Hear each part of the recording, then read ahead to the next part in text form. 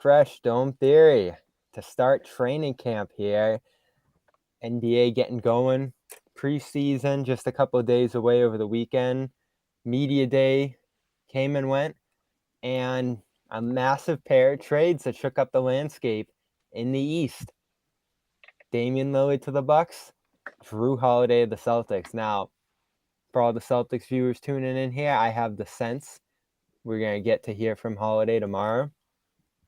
I'm not totally surprised that they landed him. I gave you the big board, Lindo. Philly, Celtics, and Warriors third. I guess the Warriors never really thought about it, surprisingly. Philly, I don't know why they didn't get it done. They seem to have enough to get it done, but they didn't do it. They're in a tough spot now. We'll get to them in a little bit.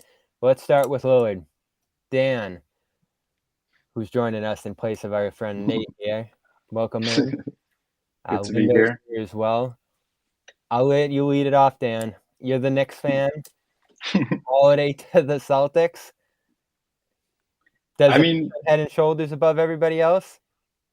I think looking at last year where the Celtics ended up, it seemed like they needed that one more piece. I couldn't quite think what it was, though. But honestly, looking at Jrue, he is a perfect fit. And, I didn't see it happening coming out of last year. But, man, I think it puts them right up there above the Bucks now, in my opinion.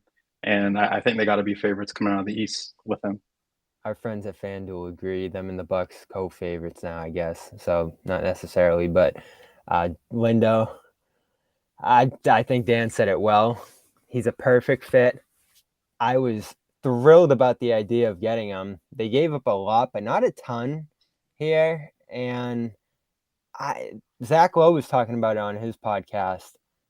You almost wonder if the Bucks hurt themselves, not because they're going from Jrue to Lillard. I think that's silly. Some people have said that. But letting their chief rival in the East get Holiday is probably something they didn't think was going to happen out of this, or they hoped wasn't going to happen out of this. No, I definitely think that they expected that could happen. I mean, it didn't seem like the Blazers planned on keeping him whatsoever, although I did see one post on Twitter of a Blazers fan saying, "Thank you, Jrue, for all that you brought to the team and to Portland." He picked the uniform, right? So I think it was definitely expected that he wouldn't stay. I think that it's just something that you give up when you try and go and get Damian Lillard. I think that Damian Lillard absolutely raises them above what they had with Jrue Holiday. I don't know how much they'll miss Grayson Allen. Some good shooting, but probably a locker room cancer. He's the worst guy I've ever known. Wow. I should have punched him at that Syracuse game. Vampire? A lot of people don't know. I was at that Syracuse Duke game when they won on the buzzer beater, and Grayson Allen was there. And I could have caught him, right? He wasn't looking, but I didn't want to get arrested. So I'm glad that they took him out for me, 7 years later. But no. So I think I don't like to play what favorites look like way before the season starts. We have no idea what's going to happen with teams. We have no idea what the health of individual players was going to look like. We have no idea how lineups exactly are going to look like as of right now. They've got a preseason to play, and then they've got to start the season up. Load management will be a factor this season. Sitting out games is going to be a factor. So way too early predictions for me. I don't like that. And look, there's a certain team in the East who went through a play-in and made the finals. And I feel like they've definitely fallen off since the Dame trade was solidified. But what happens to that team when they haven't changed anything? Does Don Riley make it work yet again without Max Strus and Gabe Vincent and getting rid of Cody Zeller? Does that change the team? So there's a bunch of teams in play. There's still the Knicks on the horizon, the Cavs on the horizon. Yep. So we'll have to just see. Jimmy's in some trouble. He is.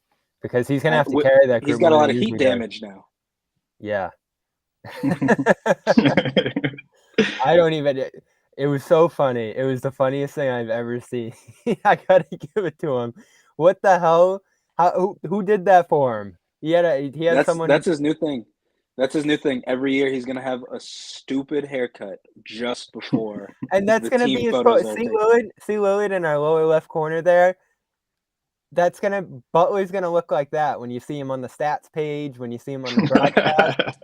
Seriously, when you look up highlights, you know how they put the two players in the highlight thumbnail? That's what Yep. it's gonna look like. Well, we'll hope he has a good year, and that isn't the only memorable thing. They're in some trouble, and I know you believe in them, Lindo, because of what they did last year. Vincent was legitimately important and good. Like, I know they probably raised him up a little bit, and you're getting him there in LA, so I guess that'll test it. But I think he's legitimately good. Strus they can probably replace, but the guys they have trying to replace them are super young or super unproven. In Jaquez, who I do like, who people will probably surprise people right away. But Jovic to me seems a little young and a little raw to factor into a playoff run. So Here's the I thing don't know about if the they have the Heat. pieces. They got Josh The Heat Richardson. I don't the Heat know. didn't have the Heat didn't have the pieces last year. They play above their means But they every did. year. They had Vincent. As hold on, here's the thing: Vincent wasn't great, I think he but might have been. when you watch, he plays way above his stats. But that's due to Spoelstra.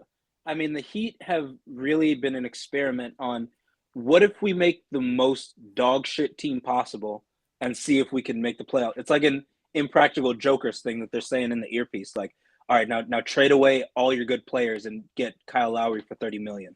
Like that's how they operate.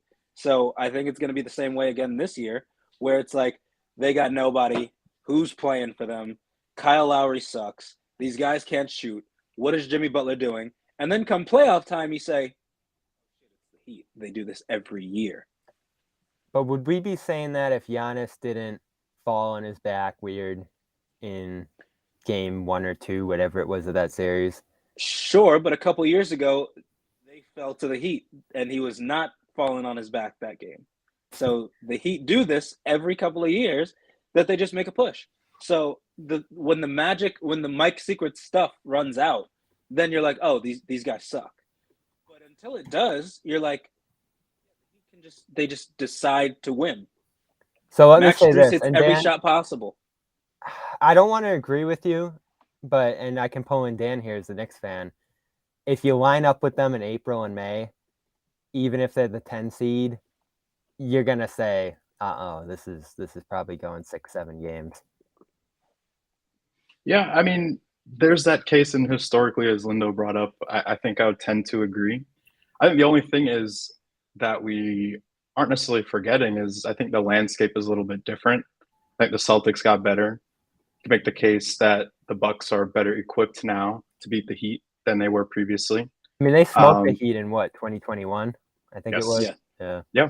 I think the Cavs, I know they're a young team. They got bounced by the Knicks last year, but looking at that Cavs roster, assuming they gel a little bit better, there's more growth from those young guys, they could be a factor. I think maybe we're overestimating, and it's a little recency bias. I know it's the Heat, but I mean, I think some of these other teams are getting better. I didn't mention my Knicks yet, but I definitely think the Knicks will be another strong team. And I don't know if I would be so confident that the Heat can make another run like that facing any of those teams along the way. So I'm always going to rule we'll them see. out because I don't know how it happens. I don't know how Martin ends up becoming 50% from 3 and killing teams on the outside. And who was really the guy who killed the Knicks looking back on it, Dan, that series? No one really did. It was just horrible shooting performances by both teams, and both teams could not hit anything. It's just the Heat hit a little bit more. Both teams shot like 35%. Mm-hmm. So it wasn't really someone dominating, and I don't think any of those guys outside of Butler, I don't think the Knicks were really scared of any of those guys either. So we'll see. Give them the chance again. That's part of how they do it, is grind the game to a halt. Now, I do think the Celtics adding Porzingis helps them a ton there. It's going to be much more difficult to zone up against him, I'd say, especially if he's hitting 40% of his threes. He was legitimately incredible last year, Lindo, and I didn't like the trade at first. But diving back into the text, surprising myself sometimes with things I said in the past, there were 3 times this season where I said, there were times this season where I said, and I'm looking at the advanced stats, you know who's top 10 in the league? Just after Porzingis. He was He's a incredible box last year. score hero. Don't get me box score. started, man. And I talked to him today. The guy's ginormous. It blows me away how tall he is. In person especially. His arms go on forever. He was healthy last year. I was just in awe. So I'm buying in a little bit here. He's got to stay on the court, especially with Rob Calm out. down, Bobby. He's probably got somebody involved romantically in his life. And maybe this time I'm intrigued. their Dan, relationship won't reach the post. It's probably the way you felt when you first saw him play in New York. You're so intrigued by what this guy's capable of because he's the kind of player who does stuff I'd say no one else can in the league. He's one of one. That's why they called him the unicorn. Yeah, I see. I tend to agree. The only thing is, I don't think I've seen him do it consistently.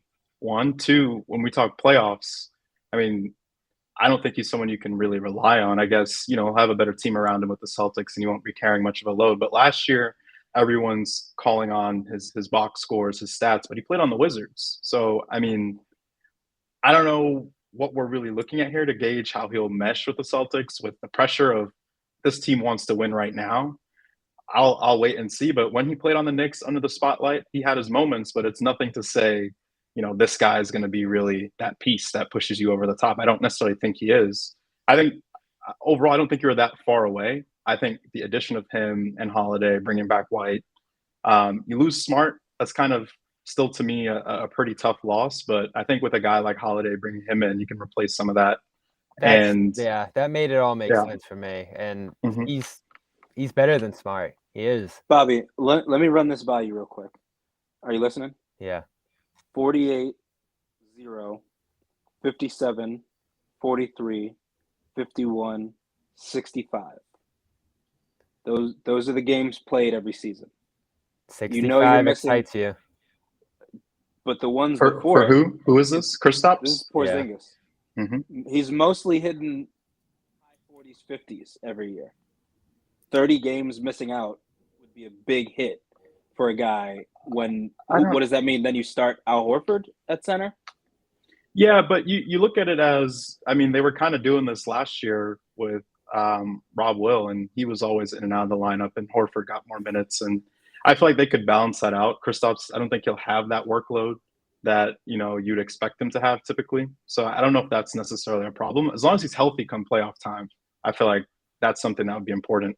But that became the challenge of the Holiday trade. And I lean toward liking it because, as you said, Dan, they lost something in Smart that I think they regained here in Holiday. But the whole line of thinking with Porzingis was, man, if he goes down, you have Rob and Al and you're okay. Now, if he goes down, you have Al and you're okay-ish. You probably got to go out and get another guy at that point. But Al Horford is amazing. He's 1 year older. Is he 35 now, 34? 37. 37. He's 1 year older. And he was just playing incredible last season. So it's not like it's gone. But it's like, how long can you rely on this to get you by? It started to fade a little bit in the playoffs, and that worries many Celtics fans. I'm sure many of the commenters who are coming in here are going to say, Horford stinks, but he had a great regular season. Rob barely played, so you had to pick up an extra amount of workload, and you're hoping that you don't have to do that with him this year. But looking at the roster right now, he'll have to play a decent amount. You lost Grant, you lost Rob, and I'm the king of the Luke Cornett fan club. He can only thrive in certain matchups, though, so it's not an ideal backup. And Wenyen Gabriel, Lindo, I'm intrigued. You did get Gabriel. You shouldn't be. He doesn't do anything good. I'm mildly intrigued. If you just need a body, stand there. Okay. So they're going to be okay if those guys are healthy and fresh, but it's going to be hard to do that. So what's that trade-off window? Would you have rather had 3 centers? The tough part's Brogdon, right? Because obviously that wasn't going to work. You just couldn't bring him back after what happened. So there's really no he's what like if the here. most. You had to he's do like it. the most hated guy since Kyrie on the Celtics. Celtics fans could not stand. It's not this even guy. hated. Like Taylor, it was over. Taylor said he's never seen a guy miss so many layups. I don't know. I did not watch enough Celtics games, even with League Pass, to notice that he was like this dreadful guy. He When I wasn't saw him play, dreadful. he He was made the good at what he was shots. good at, and he struggled in certain areas. The certain areas seem very loud, and the good parts seem very quiet on this guy. I mean, besides The the six defense was man, bad. without mentioning six man, it really sounds like he was more of a detriment than he was a positive for a majority of the games they played. That's what it Yeah. sounds like. I don't know. I don't know if he's really the focal point of this like Well, I'm saying season going The forward, six or man even has last to be a season. focal point. The six man is definitely a focal point. so. He scored It half didn't their feel bench like points. but it didn't feel like he influenced games, I guess, as much as the box score might say. But just watching the games, it didn't feel that way. He scored points, and it's great that you have a guy who reliably could score points because not everybody can do that. I don't know if Peyton Pritchard can do that, but Richard, but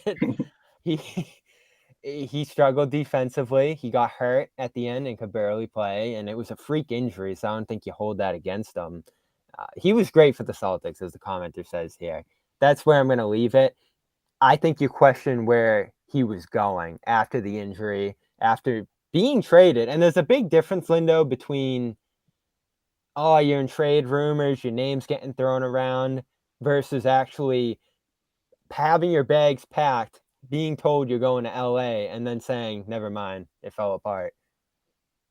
So that was tough to turn around from. And if we're saying what if with the deal here, it's hard for me to say what if because I don't think it would have worked with him this year. So you had to do this. Would you have done it, Linda? Based on what I've heard from Celtics fans about this guy, it seems like he had to go one way or another. And maybe I was too harsh that he was such a detriment, but it just seemed like it wasn't going to work. So the alternative like would have been there that wasn't there.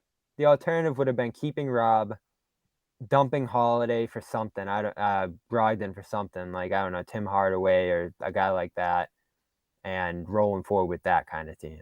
That was the alternative to this, probably. No, you take a statement piece over small pieces if you're ready to make a jump. And the Celtics have been to the finals. They were just in the Eastern Conference Finals to a Game 7, barely. But so when you're at that stage, you can afford to take that big risk. If not, then maybe you might stack up some players around, considering you just put those big contracts together for the Jays. But otherwise, I think it's what you do. They're tired of coming in second place. And I think Jrue's what they brought in to say it's time for first. So Brogdon's the second place kind of player. So Dan has Celtics ahead of the Bucks. Do you, Linda? Way too early. All right, Who you're not in the knows? prediction We have no idea what these teams look like yet. We have no clue. We have no idea what Dame and Giannis look like. We have no idea what Jrue Holiday looks like in defensive rotations. He's a serious defender. I don't know what the rest of the Celtics look like with him around it. So we have no clue yet. And I think this brings back a point that came up during the playoffs. Going into the playoffs, I said it last year's playoffs or the season before's playoffs with the Celtics playing very loose or more loose than you think they need to be the key during word. the playoffs. And I look at this roster now, you bring in Jrue, but you lost Smart and you're losing Rob Will. I know he wasn't necessarily a huge defensive factor for most of the season, but do you feel like this team, the Celtics team, can overcome that? They'll be more, defensively put together, losing a guy like Smart? I think in general, yes. It's a good segue to the Bucks, though, because when I'm thinking about them having Porzingis out there and no Rob and Porzingis having to play center rather than a 4 spot where center's guarding, I don't know, Giannis setting the screens here. Porzingis is going to have a tough time getting out on Lillard shooting from half court and any other guy who's 3-point oriented like that. So I want to see that. I want to view how that's going to work in action. It's funny the Celtics actually play the Sixers a couple times in the preseason, so probably not going to see Harden and test it out against that. But maybe Maxey can put them to the test in that sense, because I just, not having watched Porzingis night in, night out throughout his career, I feel like he's the kind of guy who's going to struggle to get out to the 3-point line and guard those pick and rolls out there if a guy like Lillard shooting from half court. Now, you could say anyone would struggle with that, but I felt like the defense before was better equipped to guard every position. and let Porzingis just protect the rim. Whereas now I think he's going to have to do a lot of stuff on defense and move quite a bit out there. So Lillard scares me. I think you still respect him at this point. He's probably past that point of 2020 where it looked like he was arguably the best player in the sport, the way he was rolling along during that run. He got close to that level last year, but again, as Lindo said with Porzingis, bad team, stats, did it impact winning? We're going to find out now. I respect him going in. He's had a few injuries over the last couple of years. The defense is bad by all accounts here, so the Bucks are going to have to change their identity a little bit. But I'm not going to be the guy who sits here and says Holiday was better than him. They don't need Dame to be an excellent defender because they got a billion tall guys on that team that defend. That's not really what it is. To me, it's not really about Dame at all because as long as he's healthy, he's scoring 30 points. That just is what it is. And it's not. He knows how to create his own shot. Giannis is going to eat as the defense tries to collapse around Dame. So that's not going to be a problem. What I'm really thinking about with this Bucks team is Chris Middleton going to be healthy? And when he's healthy, is he going to be good? Because he was awful Middleton last year. when Middleton played in 2021 in the playoffs when they won, you were like, this guy is a closer. This guy can score 30 points a game. When did Chris Middleton get this serious? And just like that, it was gone. He's hurt. Celtics fans, when he's out there, he's not great. So it's really on Chris Middleton because if Middleton's not going to be out there performing, then Dame was useless. I mean, you didn't give up too much for him, right? Jrue Holiday's obviously getting older and everything. You didn't give up too much to get Dame, but it'll feel like a waste with him if you don't have Chris Middleton out there really playing and really being healthy out there. That's a great point. Yeah, he's everything. There's a new coach, too. That's a factor here. I guess he's highly touted. It's Alan Griffin's dad, if you guys remember him from Syracuse. Adrian Griffin. Yep. Yeah, so I've heard nothing but good things, but it's probably going to change the way they play a little bit. I have all the respect for Giannis in the world, and I know you've put him in your MVP category, Lindo, going into this year. You think he'll probably be the favorite? Every year he's playing basketball, he's in the MVP category. Yeah, and he went down in the first round, so he had a longer summer to get ready for this and more motivation. So if 30 and 10 is no bag, get me a team of no bag players. I want a full team of nobody with a bag. If Giannis has no bag, I want that no bag. That no bag is going to be in the MVP conversation every year he plays. The two questions left with them. Do you lose too much of your identity with Jrue? Everyone said it with the Celtics. Oh, you lost your heart and soul and smart. How are you going to replace that? I do think that's a factor here with them. And did you lose too much depth? I know you're not worried about Allen going out the door, but I look at their bench and it's Pat Connaughton, Marjon Beauchamp, who's okay but hasn't played yet, Robin Lopez, Malik Beasley, didn't play for the Lakers last year. There's not much there. Does that matter? Yes, because it's a depth league now. So you think so? It's not. Well, it just is what it is. It's not about big threes anymore. It's about can people come off the bench and score when the starters go out. Like Bruce Brown. Look at like the Nuggets. Bruce Brown, someone said, has the loudest 10 points you've ever seen in your life. He's like the greatest front runner in history because whenever he made a shot, the game went to commercial. He knew exactly when to score, and so you need that kind of thing in a team. And so when Giannis and Dame get tired, it's like, okay, who comes in now and plays lockdown on the interior? Who can create their own shot when it looks like everyone's locked up? So that will definitely be a factor. But for now, again, we have not seen what that team looks like. We have no idea what the lineup is going to look like. We don't know about the rotations. So we just got to wait and see on this. So depth is concerning, but at the moment, you take Dame over Jrue Holiday. It's not even you wouldn't even question it. If you had Jrue Holiday and someone called and said we want him, we have Dame, you would hang up the phone and say send the paperwork. Absolutely. Let's get to the hot trade and how it went down. First, I want to shout out FanDuel, FanDuel.com/Boston. Go over there. It's almost the weekend. Tuesday. It's Thursday night football now, so it's almost the weekend. And you can go over and get $200 in bonus bets when you bet $5, $10 deposit, 21 plus President Mass. Of course, Bonus bets are non-withdrawable and expire in 14 days. But head over there, get 200 in bonus bets. Check out some of the lines in a couple of days here on the Garden Report. But NBA futures, you can get them now. Celtics, Bucks, co-favorite. Who you taking there? We just discussed it. Make your pick. If you got in on the Celtics during that little gap between the two trades here, you're loving that right now. But go check them out. Show some support. CLNS Media, Garden Report, Dome Theory. Official partners with FanDuel. They're our official wagering partner here. So show them some love. You're showing us some love. And, of course, check out all the restrictions there. FanDuel.com/Boston. Go check it out. Again, $5 gets you $200 in bonus bets.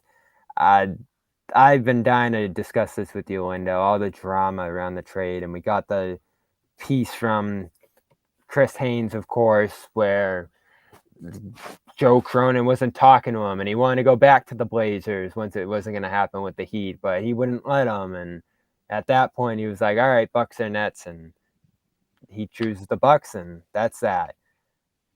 It's the question I hate, but maybe it's valid here if you feel like he gave an inordinate amount of years to the Blazers and waiting them out and letting them try to build something around him when he could have asked out years ago. Did they do Lillard wrong? I got to say first, Dan, this guy said Tuesday's almost the weekend. He's missing summer bad. Okay? It's October. This guy's missing June. It's crazy. But no, neither party did either party wrong, at least not directly. But, Dame saying, I'm only playing for one team. As the Blazers, you're saying, I don't give a heck about that. We're sending you wherever we can. So then when you realize, Don Riley is sending, 2 packs of Cheetos for me. Okay, I guess that's not working out. Can I come back? I would have locked the facility on him, like that meme of I would have been like, no, you can't come back in here. Get out of here. And you're gonna go wherever we send you. Maybe you don't have to go there, but you can't stay here. I'm glad they locked him out. And people made a lot about him carrying his kids, so he wasn't waving to fans. I think that's extreme. But let's say he doesn't want to play for Milwaukee. Too bad. You signed a long-term deal, which means you pledged to play for that team. So whether or not you gave them all these years, well, you asked them for you to give them to give you your future too. So you put that together. You face the consequences. You go out there and play. He probably doesn't want to play in Milwaukee. He's from Oakland, California. Why would he want to be in Milwaukee? He wants to be in Miami or the West Coast where he was from. But that's not how it played out. And so get out there and play some basketball. For a long time, Dame and KD were the kind of guys where they really care about basketball. They really just care about playing basketball. They'll just go out there and play it. And now, looking back years later, you're like, well, KD went Those to two the guys Warriors. caused the most drama of all. And then Dame is locking out and saying running from the grind from people. So all of that, just for it to end up now. And you're saying, Dame, stop whining. You're making $50 million, $60 million. Go out there and play a kid's game for the $60 million. The story got boring too. It did. People didn't want to hear it anymore. And it started with the reports every week where he was like, I'm committed, 10 toes down. Don't you worry. And we had to hear that every couple of weeks. And then, as you said, it leads to this, where he gives them one team. I don't completely agree, Lindo, on the lock them out and send them wherever, because I think you owed him enough. A little. No, you didn't. You didn't owe him nothing. You were about to owe him. You were about to owe him $50 million every year. Okay, so it's not like he did you a favor. No, you did him a favor, giving him that long-term deal, and he's 32, making $50 million every year. Yeah, you helped him out when he just recently was getting injured, right? So I don't believe that at all. And the big issue, like everything else, is always, when you try and bring something or you have customer service issue, and the person saying, well, I can't help you, it's from over there. They had a little bit of that issue where it's, well, Dame's not saying this, but all these Damian Lillard representatives are saying, oh, well, he's only going to play for one team. And all the representatives of the Heat are saying, oh, we're only offering this. And the representative of the Blazers saying, well, we're going to do this whether he likes it or not. That's where it gets, really annoying. And the NBA is like the drama league where it's like people usually speak out. Owners say what they feel. Coaches say what they feel. Players say what they feel. And on this, it's like we're hearing a lot from Woj and Shams and Chris Haynes and whoever else through other sources. Sources keep telling us that he feels this way. Sources keep telling us he's playing for the Heat, and if he doesn't go to the Heat, left 3 watch years out. ago. Say it again. He could have left a long time ago. That's what he gave them, and that's what they owed him. Why do that when you have no expectations and make $50 million every year? Damian Lillard hasn't had expectations in 5 years. Yeah, that might have been why he There's stayed. There's been nothing on him.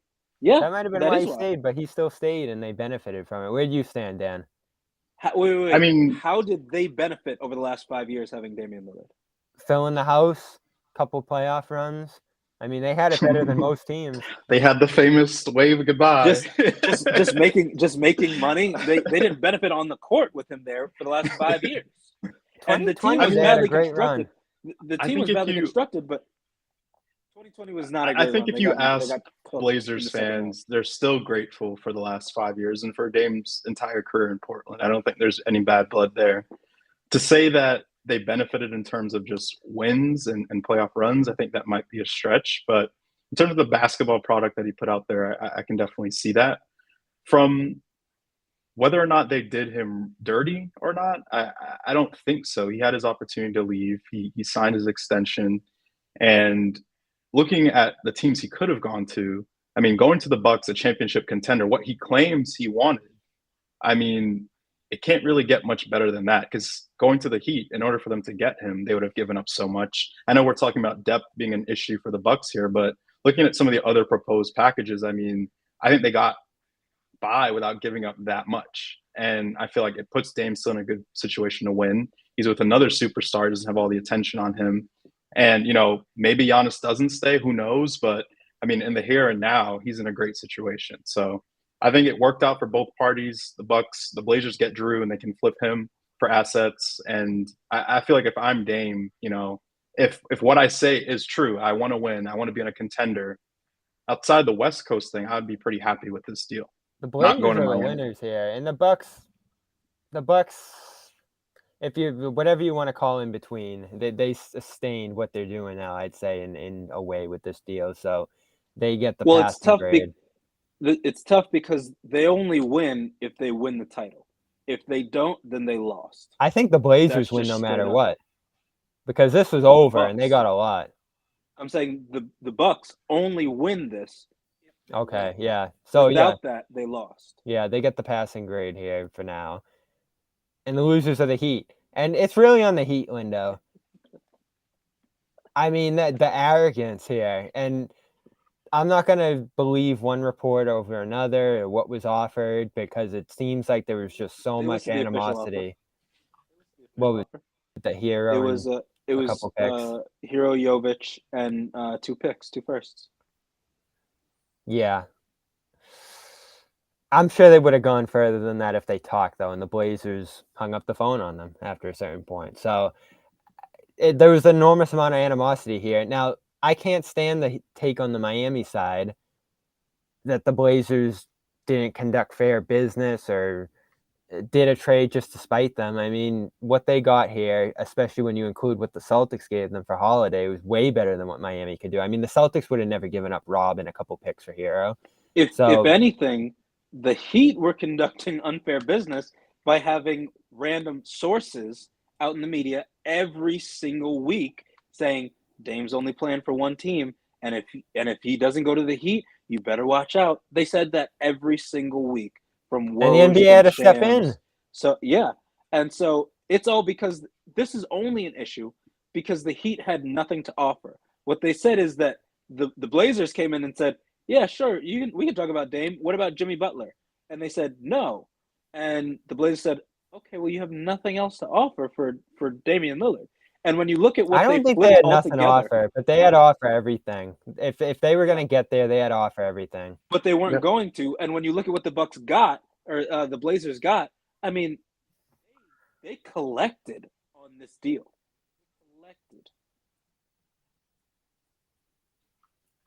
Yeah, I mean, it'll be interesting. Again, we can kind of debate. It'll be interesting to see how the pieces work together for the Bucks. And as you said, I think Blazers ultimately win the trade. if the Bucks win, I mean, you can't really get any better than that if they go out and win a championship. And I think Dame puts them in a better position than Holiday at this juncture to do that.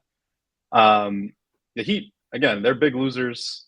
It'll be interesting to see how they come into this year. Coming off of that run with all the sort of hype around Dame for much of the offseason, now kind of coming in flat. You lost a couple of those unrestricted guys or undrafted guys, and you got Jimmy still. You got Kyle Lowry, and I guess you're hoping Tyler Hero kind of takes another leap.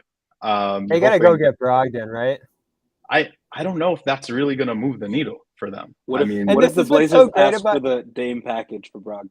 This is what's so great about it, because they would have been okay if they got Holiday, but they had to go back to Portland to get Holiday. And now they might scrap by with Brogdon, but they still need him.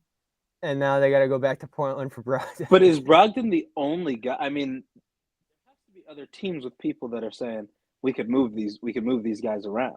They could either check in on Harden, which probably won't work. That doesn't have. Well, actually, I take that back. If you move Lowry back to his hometown of Philly, maybe that works out for you. Sixers won't take that. No, Well, they who definitely would? won't. The Maybe Guangdong they take Tigers don't Hero. take Kyle Lowry right now.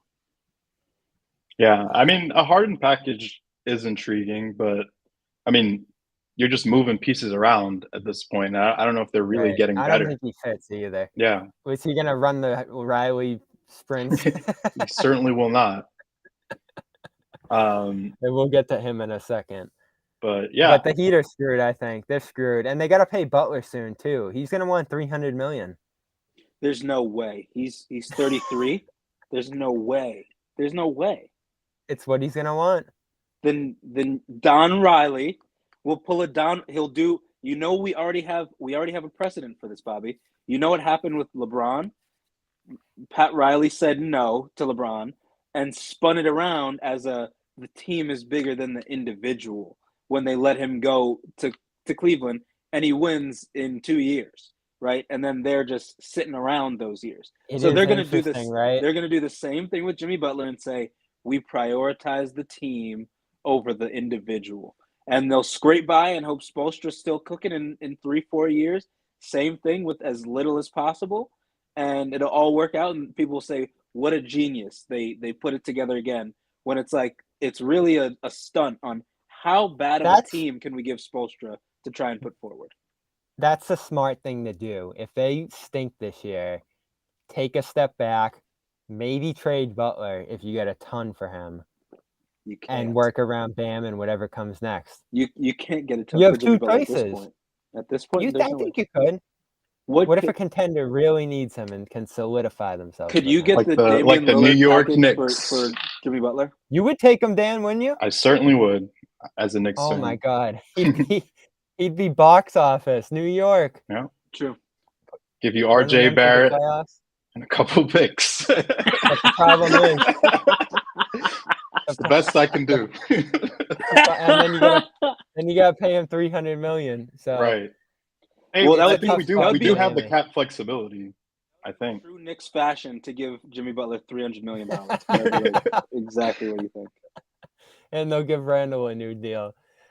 They're screwed. I Whoa. mean, we'll see what happens here. Let's not even Lowry- joke about Lowry asking for the starting job is the cherry on top here. It might be a mess. Plus, Hero's out there tweeting like the guy who got traded, who's done with where he's playing. So that. Well, what you I don't talked know about how with easy it's going to be him. what you talked about with Brogdon is the same thing with Hero, right? I mean, Hero saw his name every single day.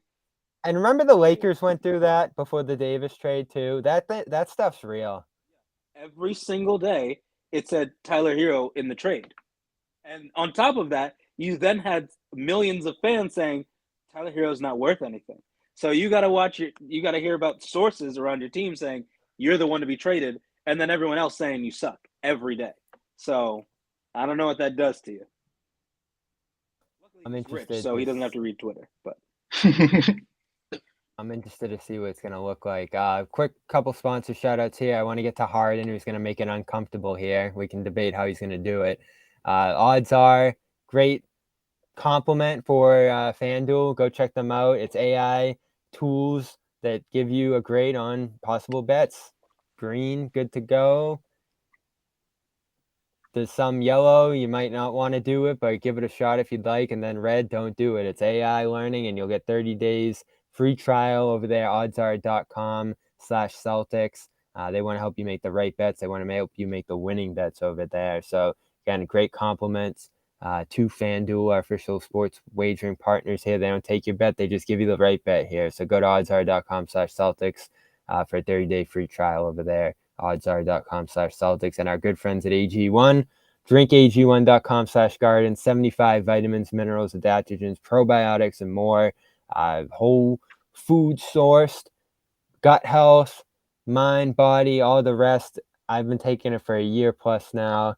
Love it each morning. Great tropical flavor, and in the cool gear too. Got the crew neck, got the glass to drink it out of, the frother down the line. It's just a great theme and drink, and give it a shot. The reviews are great too. You don't have to take my word for it. Drink AG1.com/garden for that year's supply of vitamin D, 5 free travel packs. Let's hit on Harden. Can I get the odds on Bobby saying the Celtics are too loose before game 20? What are the odds on that? So first couple of days, today I saw a locked in group that's in business mode, because it's not buddy anymore. It's not the guys who have played together for years and years. In fact, I think it's going to take these guys a little bit to learn each other. They don't know Holiday. They don't know Porzingis. So I'm interested to see how that plays out. I wonder how much those missing pieces are going to stick with them. I don't think they loved losing those guys. But the past couple of days, I felt like, all right, this happened. We have a really good chance here, and now we got to be serious about going for it. So I don't know how that's going to change.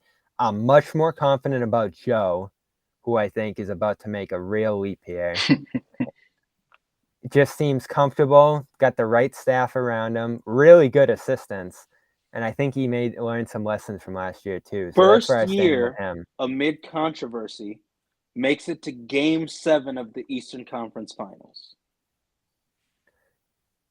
With the best team in the league, arguably. But how many teams are really great and their coaches didn't make it there? I mean, they made it further the year before. That was a different coach. This is his year. Sure, but pretty much the same team. Different circumstances, of course, but. So, I mean, we have discussed this 80 times, but you give that man no credit for bringing that team. I give him some credit. You give no credit. You took credit away at every angle. I get all the excuses around him were valid, but he struggled at times last year. He did, especially in the playoffs. Yeah, his zone players giving him coaching tips definitely didn't ring as, strong praise for him. But I think, he's still a new coach. He's young. He's got a good team. It seems like they believe in him also. So I feel like that's better than a lot of teams right now.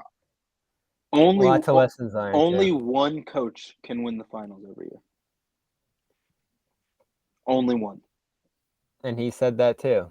Again, I'm giving him the benefit of the doubt going into this year. I was tough on him last year. I think he deserved it. And he's fortunate the team got up, because he sat on that podium in Game 3, down 3-0, and said, "This is all on me," after the owner tore up the locker room. If they lost the next game, he was probably gone. So credit to him and the team for getting up on their feet and making that a series, because it was all out turmoil during that series. So, again, credit to him. He gets the staff this year. It says something that the whole Udoka staff bolted out the door the second the season ended. So I don't know how committed they were all year. And now he's got I love Charles Lee. I love Sam Cassell. We'll see how it goes. But I want to talk about Harden. How is he going to make this uncomfortable?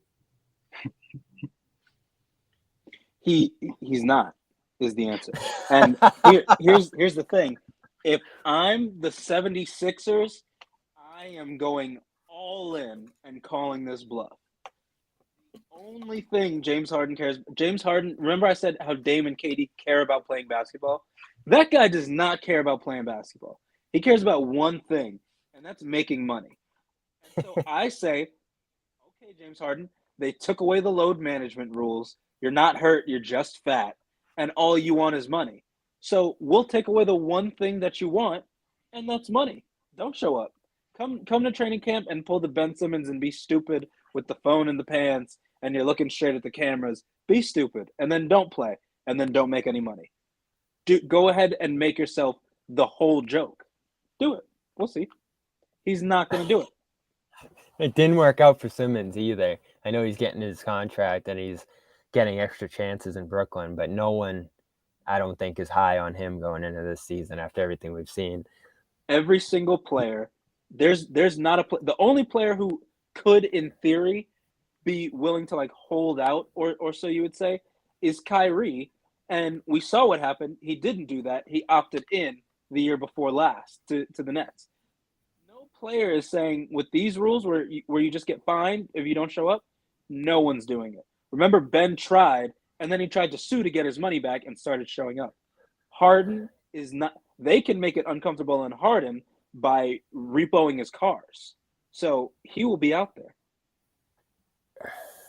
And I want him back. I do. I think it's the team that makes the most sense for him. I loved the second round battle between this team and the Celtics last year, and they had the Celtics. They did. In Game 6 when Tatum started 1-13. They were a quarter away, and you could argue they probably would have beat the Heat. So this mix, this group that I think got better this offseason too, could make the finals, and for some reason he just doesn't want anything to do with it because... No, they can't. Not with Joel Embiid. With Joel Embiid, I said it already, we can, with Harden or without Harden, you can write the script now. Embiid will be a top 3, top 4 MVP candidate this year. They'll make the playoffs in the top half of the seeding, and then they'll lose in the second round. You can write it down right now if you want. That is your future with Embiid in Philadelphia. I don't know what's in the water in Philadelphia. I don't know what's going on in the stadium in Philadelphia. But with Joel Embiid in Philadelphia, they're a second round team. Well, you know what it is, Lindo? And Doc said it, and I know Doc, to the 2023 fan, is the dumbest guy alive, but he said it well. This organization came up tanking. All of that culture remained, and then Embiid was part of it for a couple of years, that losing's okay, and it festered, and he was still trying to reverse that up until the very end. Doc was, until he got fired there. And so that's another factor here. Whatever Doc was doing well just fell apart in the playoffs again. They lose him. Nick Nurse comes in, who I'm not sure is the best fit here, especially for Harden. Maybe not even for Embiid.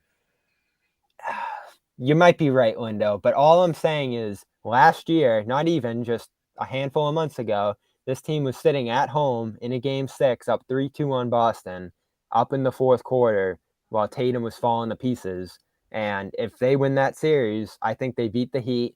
They go on to the finals, and it's Embiid versus Jokic, and we'll see what happens there. So why not run it back? Why not try to increase your stock again if you're Harden? Because he's got no other choice. Where's he going to go? He'll stink on the Clippers. That'll be a disaster. I mean, what do you want to do? It's on y'all. Come on, guys. Like Doc said. But no, this team had Jimmy Butler. They ran him out of there. You're okay. You're okay. This team had Jimmy Butler. They ran him out. This team had Ben Simmons. Embiid ran him out. This team has Harden, and Embiid defends Harden for now. But we'll see this season. How long before they run him out? Like I said, they're going to make it uncomfortable on Harden. They're going to tell Joel, "Hey, Joel, start telling the media, you need more help in the guard region. You need better guard play to help your team out." That's coming soon. Just wait on it. How do you think this goes, Dan? I think he shows up. I think he probably starts off making it quote unquote uncomfortable. But I think as the season wears on, they're actually going to have a solid team. They're not going to be, as Lindo said, I still think they finish in the top half of the standings. And I think for that to happen, they're going to play together. They're going to be competitive. They're going to win games. And I mean, ultimately get to the playoffs. And I think it'll still be the same thing, losing in the second round. Now, can Harden do better than that? Does the team want to trade for Harden? I don't think so. So I see him staying. I think he meshes with Embiid, forgetting about, Tobias Harris on that team. I think they have a chance to still stay on that top rung. But as I mentioned before, the Knicks, the Cavs, they're coming. Celtics, Bucks, Heat, they're already there. So that top half of the Eastern Conference standings is getting crowded. And I feel like the 76ers by default always end up there. Joel Embiid puts up his MVP season and they're just locked in there. But I don't know. I think this is kind of it for Embiid as far as remaining in the top half of the Eastern standings. And I think it's probably at some point it for that trust the process era in general. So what a gut punch for them too, because you can argue like Lindo did, the Heat are going to figure it out. This team needed Holiday. I don't know how they didn't get that deal done. What do you give? Do you give Harden to get Holiday? How does that work out? With the Clippers, yeah, he would have done a 3-teamer, and the Clippers could have sent some contracts to the Blazers with a pick. I think the problem was the Clippers don't want to give up anything for Harden. They want him for free. Remember, they said Terrence Mann's off the table, right? I doubt they want to give up a pick either, right? They have, think of their picks. They don't have a lot of them. They have the distant ones. Yeah, but I'm saying those are so risky. Yeah, so you have that. You don't give up Terrence Mann. So who are you giving out? Batum? I'm surprised the Warriors pick appealed. So the Celtics gave up a Warriors pick this year in the Holiday deal. Top 4 protected. I'm surprised Portland wanted that. Yeah, it's protected, and the Warriors are probably going to be pretty good. Yeah. So the Celtics got off pretty easy there. I don't know how the Sixers didn't get in on this. I think Morey wants to keep Harden. This is like a Obi-Wan Anakin situation, Lindo. Like Obi-Wan wants to see Anakin do what he believed in him to do, but he's just turned on him. I tell you what, James Harden is not the chosen one for anything. He was. He's the chosen one when he coming over to Houston. Yeah. When he gets to the strip club, James Harden is the chosen one. They're all looking for Harden. Besides no, not this guy. And in his prime, he was incredible. 60 a night. What did that get him? Nothing. I have one more topic here.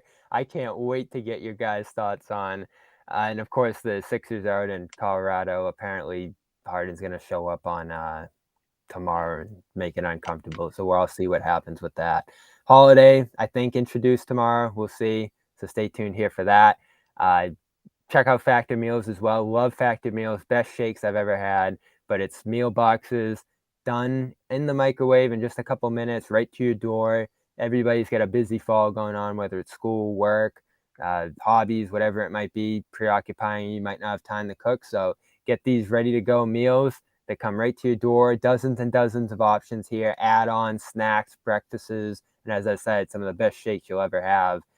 It is just awesome across the board. And you're going to get 50% off your first box when you go to factormeals.com/newsfeed50. That's factormeals.com/newsfeed50. This is the only banner I didn't do here, so I'm going to throw one together real quick. But you guys know what I want to talk about. The Deflatriots. The Patriots are just deflating before our eyes. I am astonished with what happened on Sunday because I thought they might be in the mix this year. I thought they might be 500 again, maybe a little below, make it tough. And then at that point, they probably bring back Bill, even though I think it's probably time. And they try it again next year. Mac maybe makes some steps with Bill O'Brien. Haven't seen it yet. And on Sunday, he just went out there and absolutely collapsed. And look out below because they lost their 2 best players, cornerback Christian Gonzalez and Matthew Judon out for the year probably here. So it's been bad. And Bill, it was his worst loss ever with the Patriots here on Sunday. It's gotten progressively worse over the last 2 years. He's made some bad additions again in Juju Smith-Schuster and didn't address the offensive line. I've been saying it, Lindo, and finally this week I sent you all the headlines. I think the national media, for the first time, who normally goes on these broadcasts and say, look at the genius of Bill Belichick on the sideline, is saying, what the hell is going on in New England? 1-3 and just got absolutely throttled by Dallas. I've been very cynical, and still am, of your opinion on Bill. And what's funny is you've been really early on the Bill needs to go stuff, well before it was a national topic. I'm still skeptical about it because what's on the other side of Bill, Patriots fans, especially young ones, do not know what that's like. They are spoiled. They know what it's like to go to the Super Bowl every 2 years. That's not happening anymore. So I'm all of those things, but after that game on Sunday, absolutely, they need to be thinking about who's after Bill. And I think that what really needs to happen, because they're not going to fire him, he's going to resign, is Bill needs to be working on, okay, who's after me? And how do I already start putting that into motion with the Patriots? Because He's not going to think that, though. You think he wants to go? Well, so what is it? They're not going to fire him.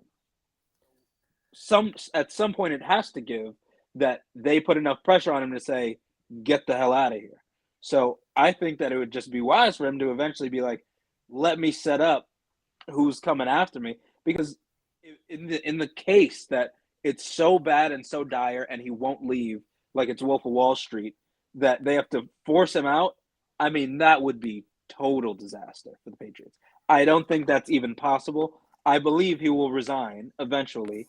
And I'm just saying, I think that they should already start getting that into motion.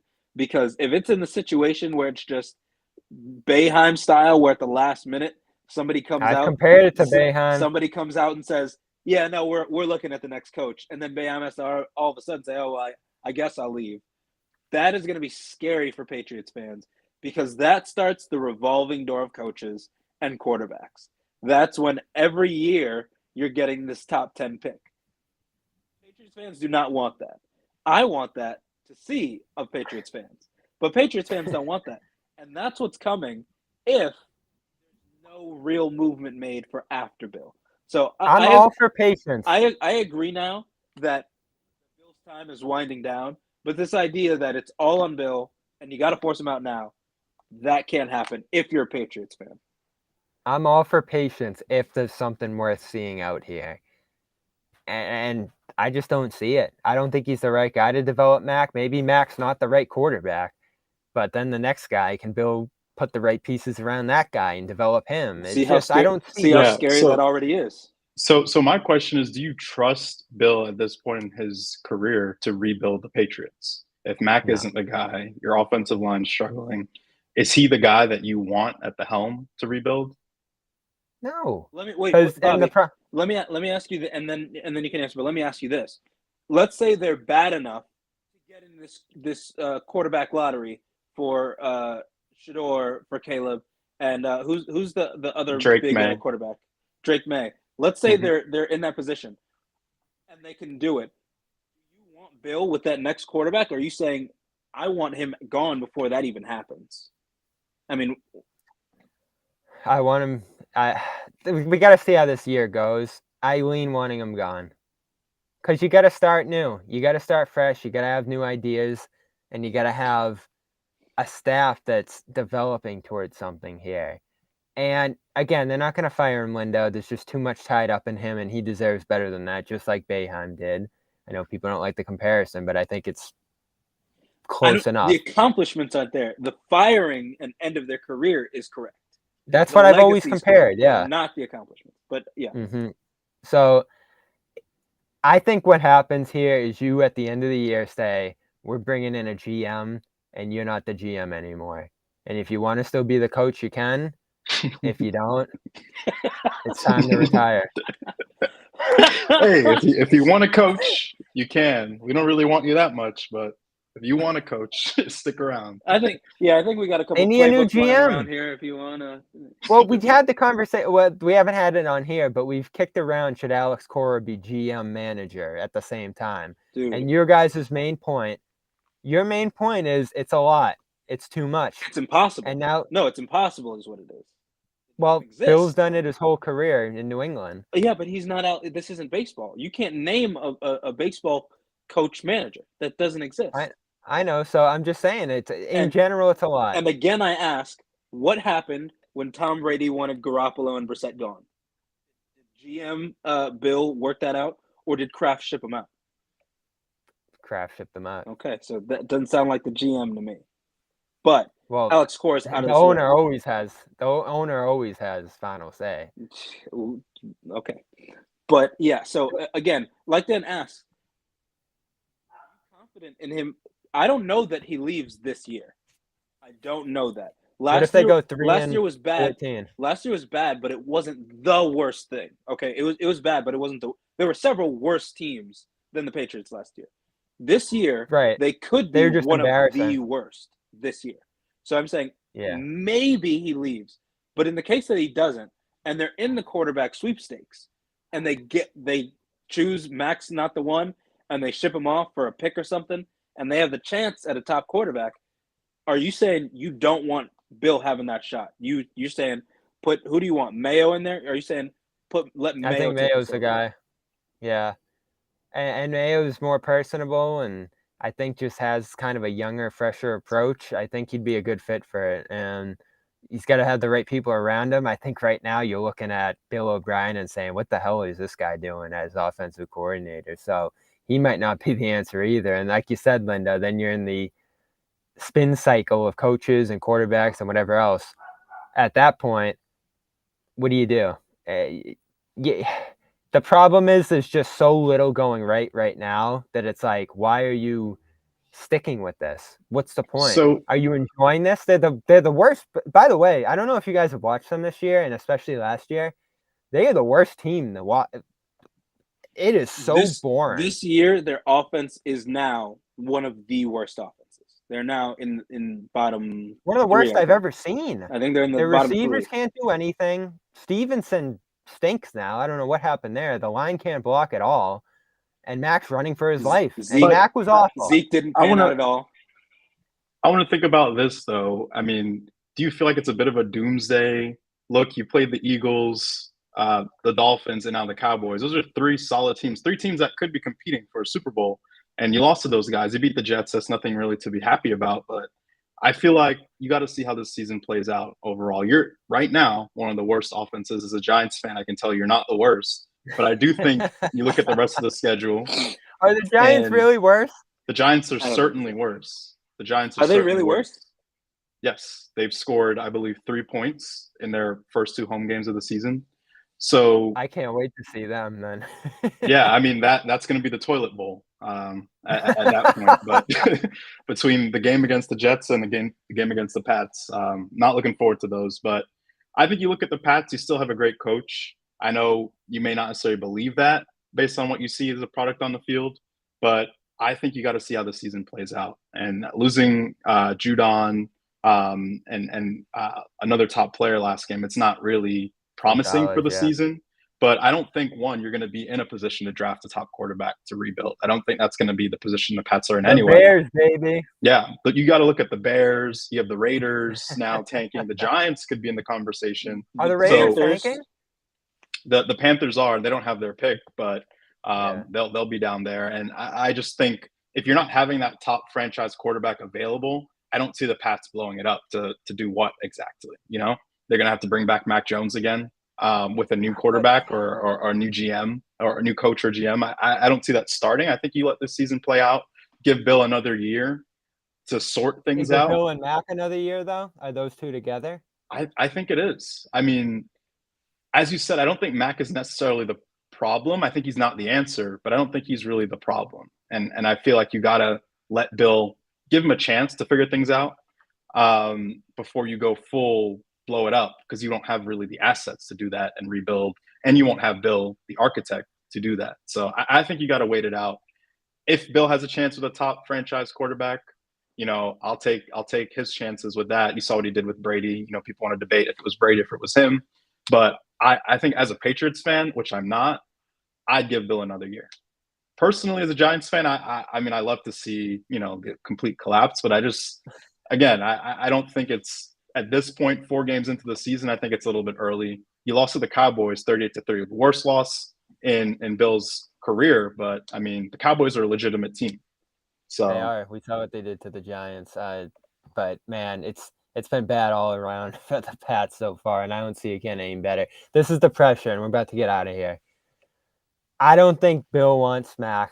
I don't think Bill likes how Mac handled things last year. And Colin was talking, Lindo, I guess the vibe is that he's losing some people in that room, the way he's handled things over the last year plus. I don't know if that's true, but I guess that's what Colin was alluding to there with what he was talking about with Mac, and it did precede the worst week we've ever seen from Mac. So I don't know. We saw the ball tap last week with Sauce Gardner. It doesn't look good for Mac right now. I don't think Bill loves Mac. Mac was the chief opponent to the Patricia Judge thing and made Bill look like the biggest idiot in the world. I mean, there's universal agreement that was the dumbest coaching decision ever, because I think primarily of Mac's pushback to it. Bailey Zappi made it work. Whatever you think of Bailey Zappi, he looked pretty good in that system. So it's been Mac versus Bill. For the record, he won a couple games, so that's on paper. But Kraft loves Mac. Kraft is not going to let them move on from Mac. Maybe Bill goes into next year and works with Mac again so he can coach again. We know he's chasing that record, Shula's. And that's maybe how everything comes back together. But I think the compromise is going to have to be, and it's already started happening a little bit. They have this guy growing there, handling personnel a little bit. Bill will not be the GM this offseason if he's going to stay. So will he roll with that? We'll see. I don't think he'd go to another team. So we will see. Saints next week, Raiders next week. Quick check-in, Dan, are the Giants done? I think I'd like them to be, but I don't think they are. The Daniel Jones thing stinks. You texted me the other night and was like, would you trade for Daniel Jones? Jones for Jones? I mean, maybe You're doing that today? No. Oh, I'm definitely not doing that. I mean, it's just. I think you would have done it before Sunday, though. No, I certainly would not have. I still think Daniel Jones is a better quarterback than Mac Jones. But I think in either system, neither quarterback will do well. If Dan Jones is better than Mac Jones, then he's certainly a problem for the Patriots. And Lindo, your Titans have been competitive.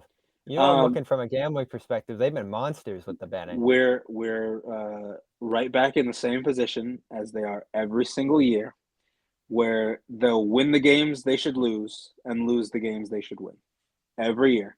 So we're looking at another 7-8 win season, something like that. And the rest of the AFC South is so bad they could probably make the playoffs off of it.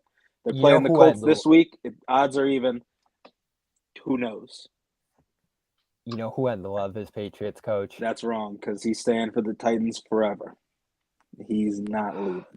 This team could go 0-17, and I would be saying give him a contract extension. Mike Vrabel needs to be a Titan forever. You know what's been funny about him too, and he's been awesome in Tennessee. And obviously you can say everything on the field, but I just love his demeanor on the sideline. Oh yeah, just standing there, running up and down, looking like he's one of the players. Oh yeah, he's always hyped about something, good or bad. He played for the Patriots, obviously, but he wasn't a Belichick coaching guy. Like, he kind of made his own path there. And most of the guys who have coached under Belichick and tried to move on elsewhere, McDaniels is a disaster again. Patricia tried Detroit pretty bad, on and on and on. They've all been disasters. But Vrabel went and did it his way, however he's done it, and he's been a massive success. So that would be awesome. Mayo's probably going to be a Belichick disciple, but can he put his own spin on it? I don't know. But that's the guy, I think, if they move on from Bill this summer. Everyone's asking. This is Lindo Zay. This is Dan Scott joining me here. This is Dome Theory, my podcast. We're popping in as often as we can here, especially with the season going now, and talking about whatever. It's our group chat edition of the show. We got a big group chat, bunch of guys in here. Taylor, you've seen over the years. We'll have some other friends as well. Nate couldn't make it tonight. Old Milk. So guys mixing in and out. We're going to try to do this once a week or so here to start, and we'll see where it goes. But thanks for joining us. We had a pretty full room for this show as well, so I appreciate you guys. We'll be back with a Garden Report tomorrow after the Jrue Holiday introduction.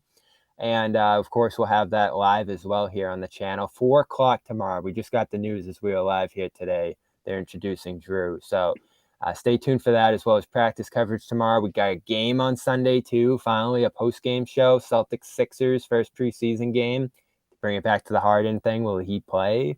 I hope so. But Then we're on to New York and Philly, some road games next week as well. So appreciate you, Linda. Appreciate you, Dan, stepping in. And go subscribe, Dome Theory, Spotify, iTunes, Stitcher, wherever you get your podcasts. Syracuse +8 subscribe. versus UNC this weekend. Go Orange.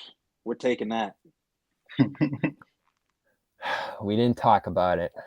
We don't need to. Thank you, Bobby.